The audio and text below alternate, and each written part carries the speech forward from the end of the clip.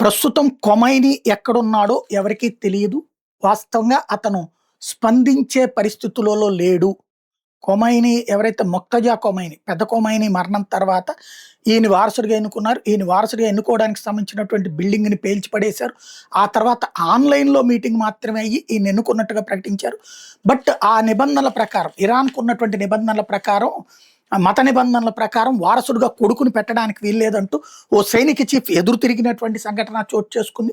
అదే సమయంలో ముక్తజా కొమైనీ తీవ్రంగా ఆ రోజున గాయపడ్డాడు. మెయిన్ కొమైనీ చనిపోయినప్పుడు జరిగినటువంటి దాడుల్లో ఈ కొమైనీ కూడా గాయపడ్డాడు. మొహం చిత్రమైపోయింది. అలాగే శరీరం ప్యారలైజ్ అయిపోయిందంటూ అమెరికా, ఇజ్రాయెల్ వాళ్ళు చెప్పుకొచ్చారు. బతికున్నాడో లేదో తెలీదు. బట్ తీవ్రంగా గాయపడ్డాడంటూ ట్రంప్ కూడా చెప్పుకొచ్చాడు. తర్వాత రష్యాలో అతను గాయపడి చికిత్స పొందుతున్నాడు. అతన్ని తరలించి అక్కడ చేయిస్తున్నారని చెప్పారు. ఇప్పటిదాకా అతని పేరుతో 2, 3 స్టేట్మెంట్ వచ్చినాయి గానీ కన్ఫర్మ్ కాదు.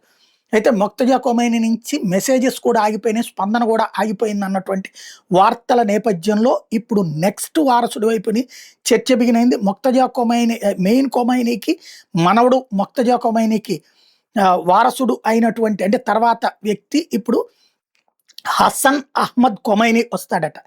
ఇతను ఇరాన్‌లో ప్రస్తుతం మొక్తజా కొమైనీ తరపున ఇతనే ఆర్డర్‌లేస్తున్నాడు అన్నటువంటి వార్త వినబడుతోంది. మొక్తజా కొమైనీ సంబంధించినటువంటి అనౌన్స్‌మెంట్ ఇచ్చాక ఇతన్ని అధికారికంగా ప్రకటించే అవకాశం ఉందని చెప్తున్నారు.